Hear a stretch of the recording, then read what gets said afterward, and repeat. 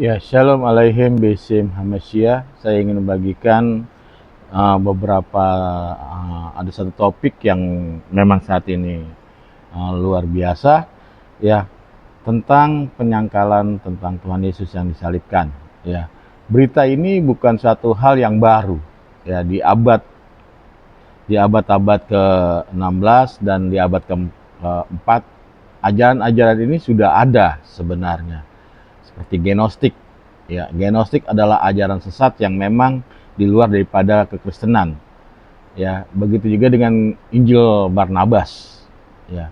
Dalam Injil Barnabas dituliskan ya pasal 216, Yudas telah memasuki kekerasan melalui semua ke dalam kamar di mana Yesus telah diambil, sedangkan murid-murid itu sedang tidur.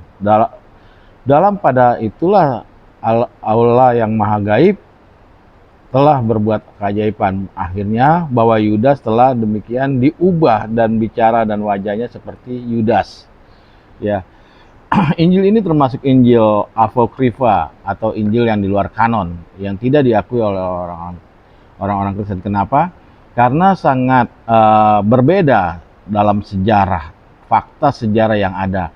Ya, pada masa Yesus hadir di bumi ini, ya belum ada bahasa Latin atau bahasa Spanyol. Bahasa Latin atau Spanyol baru ada abad-abad ke-11, sedangkan Injil Barnabas atau Injil Barnabas ini tertulis dalam bahasa Spanyol atau bahasa Latin. Ya, ini sangat berbeda dengan sejarah yang ada dan banyak fakta-fakta sejarah yang berbeda. Ya, kita kalau melihat dalam sejarah, ya dari abad pertama sampai abad ketiga, ya tidak ada penyangkalan tentang penyalipan. Ya, jadi abad keempat lah baru banyak yang menyamar-nyamarkan histori kebenaran, ya sejarah kebenaran itu sendiri. Ya, sedangkan ya kita tahu ya hanya ajaran Gnostik yang menyangkal pada saat itu tentang penyalipan Yesus. Mereka menganggap ajarannya bahwa Yesus itu adalah hakikat. Ya, jadi dia tidak punya pribadi. Itu sebabnya Yesus tidak bisa disalib.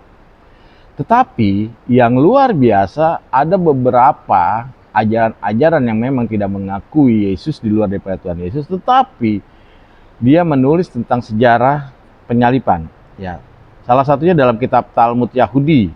Ya, dia menyatakan tentang penyalipan Tuhan Yesus. Ya, begitu juga dengan seorang ahli hukum ya di Roma menuliskan juga penyalipan Tuhan Yesus pada tahun 90-an yang bernama Claudius Tacitus, ahli hukum sekaligus desenator ya Roma. Ya, beliau menuliskan kapan Yesus disalibkan dan pada zaman kekaisaran apa Yesus disalibkan. Dia menuliskan dengan secara bahasa Latin. Ya, karena pada saat itu bahasa Latin sudah ada di tahun 90-an. Ya, dikatakan dalam penulisannya ya autor lo minis eius Christo. Yesus itu telah disalibkan pada zaman Kaisar Tiberius di bawah wali negeri kita yaitu Pontius Pilatus. Ya. Dia menuliskan tentang hal penyalipan Yesus.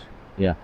Yang kedua, ya di dalam traktat ya Sanhedrin dalam kitab Talmud ya halaman 43a dikatakan Yesus itu mati ya digantung pada persiapan Paskah. Ya. Paskah yang dimaksud di sini bukan Paskah Kristen, tetapi Paskah Yahudi, yaitu pengeluaran dari tanah Mesir yang dirayakan setiap malam tanggal 15 bulan Nisan. Ya, bulan memakai kalender Julian. Kira-kira bulan purnama Paskah Yahudi. Kalau bulan Masehi kita ya kira-kira di dalam bulan Maret. Ya. Dan banyak sekali yang menyatakan tentang penyaliban Tuhan Yesus. Ya, berarti ya data-data saksi-saksi tentang penyaliban lebih dari satu, ya bahkan sampai 3, bahkan lebih, ya itu sebenarnya kuat dalam fakta sejarah. Ya, kita yakin bahwa fakta sejarah saksi-saksi yang menuliskan ya pada masa itu bahwa Yesus disalibkan. Ya itu saja, Tuhan Yesus memberkati kita semua.